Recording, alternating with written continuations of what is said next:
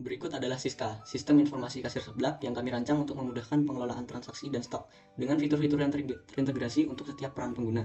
Yang pertama adalah pengguna kasir. Untuk kasir atas nama Iqbal, memiliki hak akses untuk melakukan transaksi yang melayani customer sekaligus mengakses riwayat transaksinya.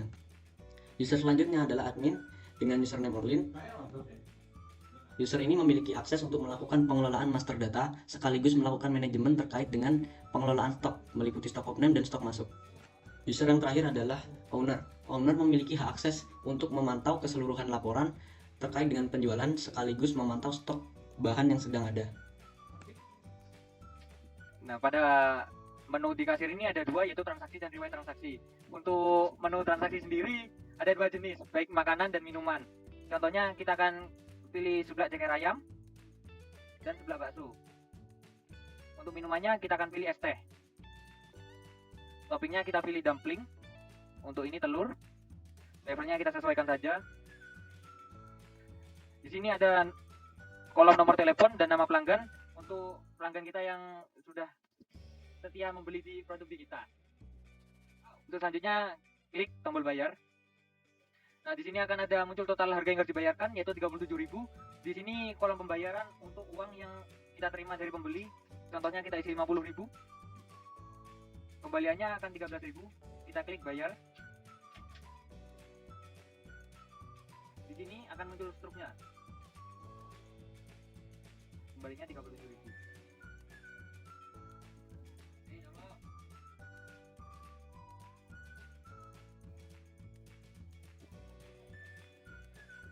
Pembayarannya 50.000 dan kembalinya 13.000. Untuk selanjutnya kita akan coba riwayat transaksi.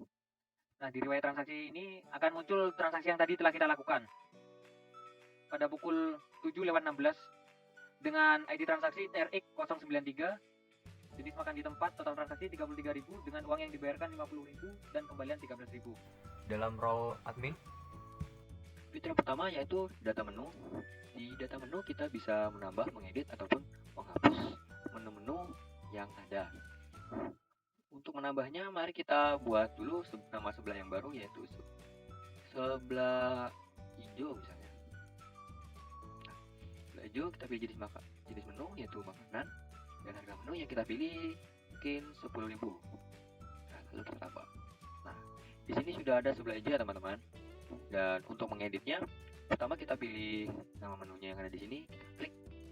Nah, lalu di sini muncul bahan teman-teman, dan bahan ini bisa untuk memperbarui isi menu yang ada dalam menu yang akan kita edit tersebut.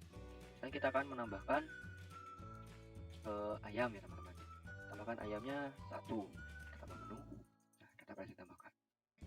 Misalnya ini kita mau ganti nih nama menunya dari sebelah hijau jadi sebelah ayam seger.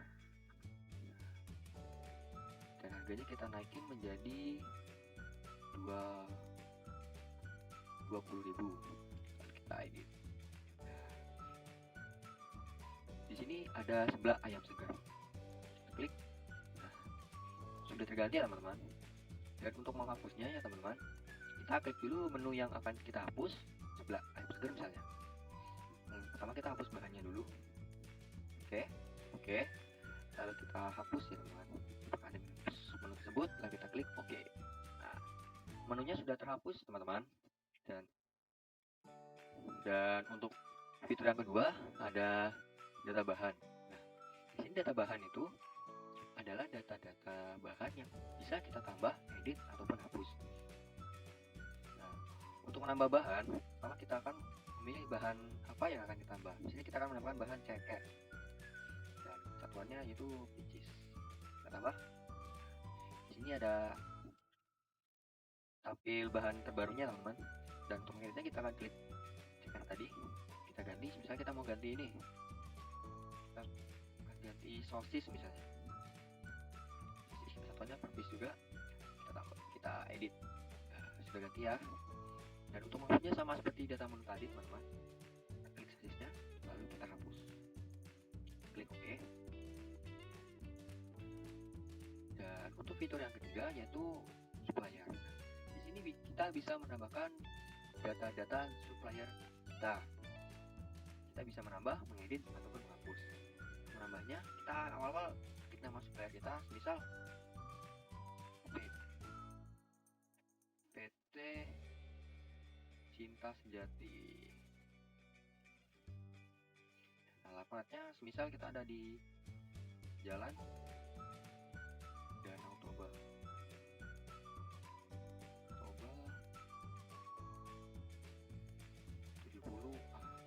Dan nomor teleponnya semisal kita akan isi 085 765 846. Lalu kita tambahkan. Dan untuk mengeditnya masih sama seperti dua fitur sebelumnya. Kita klik, kita edit yang akan kita mau edit. Misal kita mau ganti menjadi PT Cinta Rahasia. Lalu kita edit. Nah, sudah terganti teman-teman. Dan untuk menghapusnya masih sama ya. Kita klik dulu, lalu kita hapus. Klik OK. Sudah terhapus ya teman-teman. Dan berikutnya untuk fitur yang keempat adalah stock of name. Stock of name di sini sendiri adalah untuk membandingkan antara stok yang sudah ada di sistem dan stok fisiknya. Misal kita akan milih bahan telur nih. Nah, di stok sistemnya kita sudah punya 12, tapi misal stok fisiknya kita tulis 10.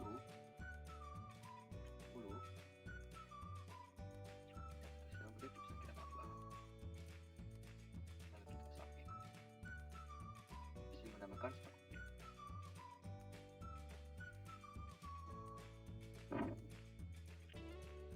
Lalu untuk fitur yang kelima adalah stok masuk. Di sini kita bisa menambahkan stok masuk yang telah kita dapat dari supplier tadi. Misal kita rubuk basahnya, stok masuknya, misal bahan kita milih rubuk basah ya teman-teman. Stok masuknya misal kita tulis masuk 50. Supplier kita sebut makmur, lalu kita tambah dan kita submit. Berhasil melakukan stok masuk. Nanti di stok of name maupun di stok masuk akan masuk ke dalam laporan ya teman-teman, yang bisa diakses oleh owner.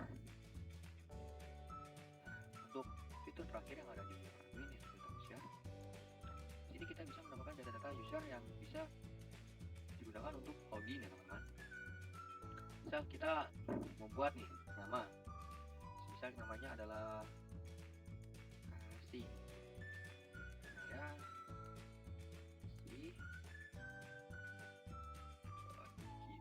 gmail.com misalnya teman-teman.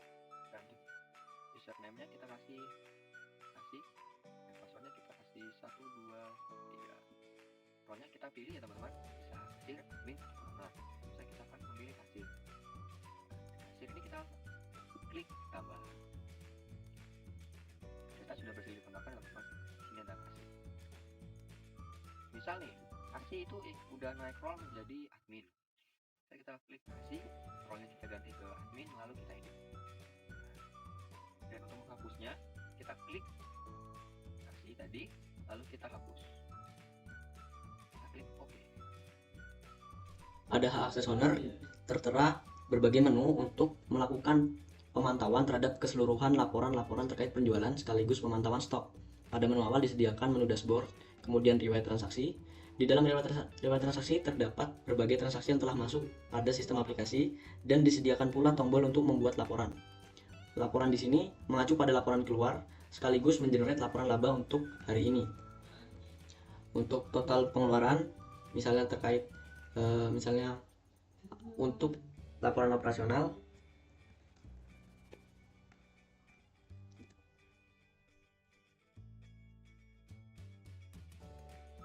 setelah dibuat laporannya maka akan masuk pada laporan keluar. Seperti itu. Apabila ada 2 transaksi pada hari ini maka akan ditambahkan dalam satu row atau satu baris data dengan total pengeluarannya di total, kemudian masuk pada laporan laba. Pada laporan laba, laporan terbaru tertera di bagian atas dengan total pendapatan dapat dari keseluruhan transaksi yang masuk hari ini. Total pengeluaran adalah total pengeluaran yang baru saja dibuat, kemudian laba bersih adalah selisih dari keduanya. Kemudian untuk laporan stok masuk berkaitan dengan kartu stok.